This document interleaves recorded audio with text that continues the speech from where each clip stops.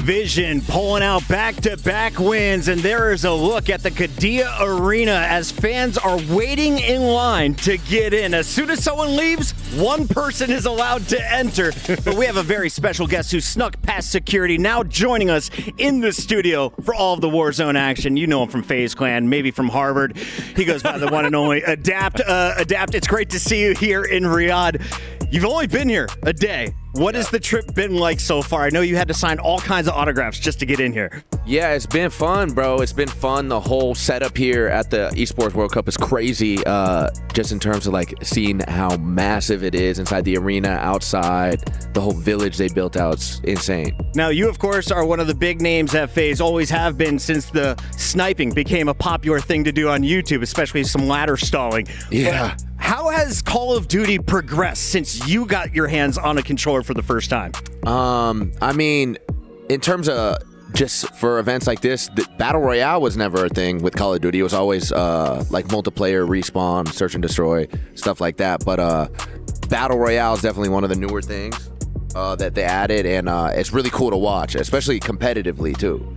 We got to talk about your squad here because, Alan, FaZe almost just won this last game. We've seen them in the top 3 a few times. They're still looking for their first win. Shift, what did you see from J-Tech and crew? Yeah, I think they're really modifying how they're setting themselves up in the early game really, really nicely. I think they're getting a feel for the teams that are finding the most success. Obviously, teams like Virtus Pro that are in the neighborhood, and they're going the opposite direction now. They're just staying away from them, trying to get their points, and they're finding them. So, hey, that's not a bad bounce back after a slow first drop, and back-to-back games they put together a good total. So got to be happy with the adjustments they're making. Adapt, have you been talking about goals? Like, where do you want your squad to land at the end of this $1 million tournament? I mean, obviously, if they won it, that would be amazing. But if they got top 3 even too, that they're leaving here with what, 6 figures, 100 grand guaranteed. $100,000, yeah, that would be insane.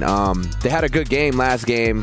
Got the 3v2, but finished second. Just a little short. I know that you have played against some of the best snipers. You have worked alongside some of the greatest snipers, and snipers can be crucial here in Warzone as we see players just chopping off blocks of armor.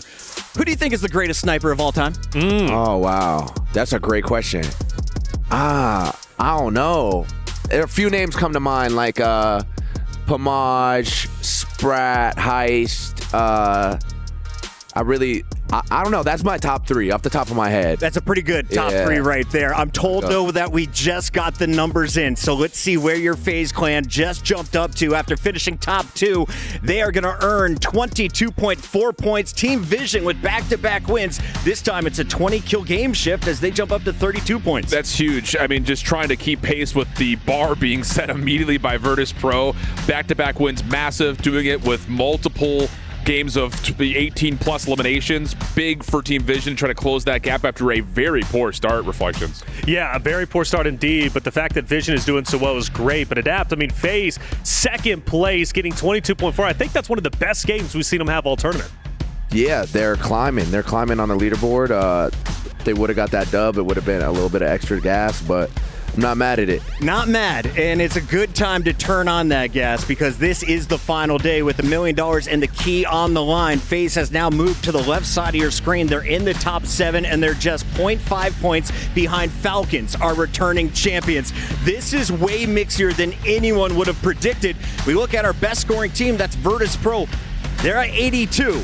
Ways to go before that 135 mark. Yeah, but look at the average kills per drop right now. They're essentially at 20 kills per drop, sitting at 56 total through 3. That's unbelievable. So 82.2 points. They missed out on 1 5th-place multiplier, but everything else has been very comfortable for VP. Someone has to stop those guys. And on the flip side, Falcons are trying. They're trying to move and adjust what they're doing off their drop, but they're just not getting the same success that we saw last year. Yeah, when Falcons were wiped, that was probably the first time I've seen like a negative emotion from Hisoka. They showed his player cam, and he looked absolutely frustrated.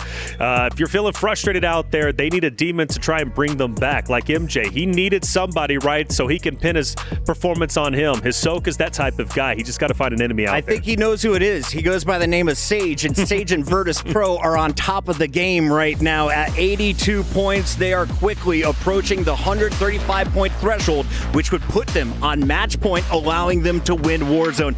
Adapt, You've seen some great players. How incredible is it to see a guy like Dongy, a 0 to hero in 2 years? He's 19 years old, playing at the biggest stage all the way out here in Saudi Arabia. We didn't have that opportunity when we got started. No, it's crazy. I actually remember seeing him when he was on the come up because he was #1 when Warzone rank dropped. Like, yeah. I think 2 years ago it dropped. And I remember there was a bunch of talk around him and his name and like if he was legit or not. And then he started showing up to tournaments and doing stuff like this. And obviously he's here performing now in Saudi. So really cool to see his whole trajectory. Virtus Pro continues to climb. Noob's one of the OGs staying in the mix. But Adapt, I wanted to talk to you a little bit because I was watching. You had the first mobile haircut in Los Angeles, but you've been on planes for the last 24 hours. What are the chances you can get an airborne fade on the way home? Honestly, there's a barber here they were telling me about, so maybe I could try to go for the first haircut in the air.